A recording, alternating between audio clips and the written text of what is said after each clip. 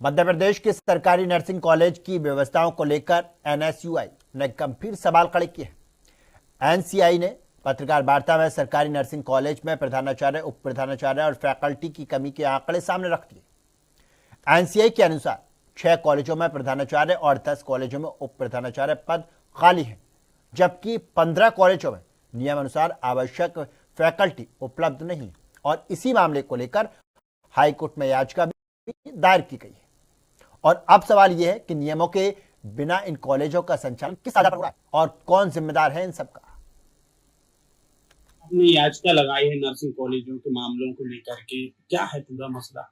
मध्य प्रदेश में कुल 22 nursing college हैं, जिनमें से जिस तरह से देखा जा रहा है कि 16 नर्सिंग कॉलेजों में कमियां हैं। उसमें कई शासकीय कॉलेज ऐसे हैं जिनमें कि 6 ऐसे शासकीय नर्सिंग कॉलेज है जिनमें प्रिंसिपल नहीं है, 10 ऐसे सरकारी नर्सिंग कॉलेज है जिनमें वाइस प्रिंसिपल नहीं है और 15-16 ऐसे नर्सिंग कॉलेज हैं जिनमें फैकल्टियां नियम अनुसार नहीं है।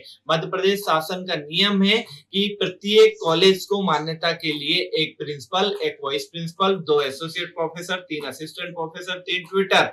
ये नियम सिर्फ 30 सीटों के लिए है। अगर 30 सीट से सीटें बढ़ाई जाती हैं या उनमें वृद्धि होती है तो 10 स्टूडेंट पर एक असिस्टेंट और एक ट्यूटर होना अनिवार्य है, लेकिन कोई भी सरकारी नर्सिंग कॉलेज इन नियम का पालन नहीं कर रहा। तो इससे आप मध्य प्रदेश के हालात लगा लीजिए नर्सिंग कॉलेजों की, जिनकी 2 बार सीबीआई जांच हो चुकी है। सीबीआई ने रीवा के जो सरकारी नर्सिंग कॉलेज है उसको बंद कर दिया था, वहीं सागर का, मंदसौर का, भोपाल के बीएचआरसीओ, गांधी मेडिकल और सारे सरकारी नर्सिंग कॉलेजों में कमियां बताई थी सीबीआई ने, उनको डेफिशिएंट कैटेगरी में रखा था। उसके बावजूद उन कॉलेजों की कमियां पूरी। मध्य प्रदेश का शिक्षा माफिया निरंतर मध्य प्रदेश की शासकीय शिक्षा को बर्बाद करने पे तुला है, खत्म करने पे तुला है, ताकि पूरी शिक्षा का निजीकरण हो सके।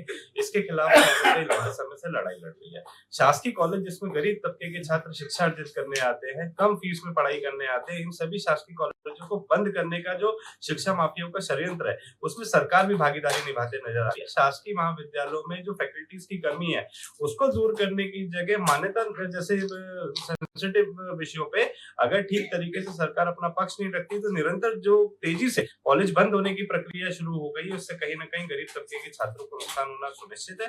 इन सभी विषयों को लेकर एनएसयूआई ने माननीय सर्वोच्च न्यायालय, उच्च न्यायालय में अपनी याचिका दायर की और जबलपुर की खंडपीठ में पूरे रवि भाई ने एक याचिका लगाई है, मुख्य व्यक्ति आप हैं, मतलब जो आपके द्वारा लगाई गई है, क्या है पूरा मसला? सर, लगातार नर्सिंग में जो कमियां हैं उसको लेकर रवि परमार जी, विवेक त्रिपाठी जी लड़ते आ रहे हैं, लेकिन पिछले साल भी सेम कमियों को रवि परमार जी ने सरकार के समक्ष रखा था कि आपके पास फैकल्टी ही नहीं है तो आप अपने नर्सिंग कॉलेजों को कैसे संचालित करें। इस बार भी 19 तारीख को उन्होंने एक सेम आवेदन दिया था कि नर्सिंग के जितने भी समस्त कॉलेज हैं, चाहे वो प्राइवेट कॉलेज चाहे गवर्नमेंट कॉलेज, लेकिन इस बार उन्होंने फोकस किया गवर्नमेंट कॉलेज में, क्योंकि गवर्नमेंट कॉलेज ही में एक जो गरीब तबके के लोग आते हैं मेनली वो पढ़ना चाहते हैं और गवर्नमेंट कॉलेज में, और गवर्नमेंट कॉलेज में ही फैकल्टीज की कमी है। चाहे आप एसोसिएट प्रोफेसर देख लें, चाहे आपके पास असिस्टेंट प्रोफेसर, नहीं आपके पास वाइस प्रिंसिपल है, नहीं आपका प्रिंसिपल है। जब ये सब ग्रीवेंसेस जब सरकार के समक्ष रख दिया गया है, उसके बावजूद भी 21 तारीख को उनको परमिशन पूर्ण तरीके से मिल गया। अब ये किसके श्रेय से हो रहा है ये सब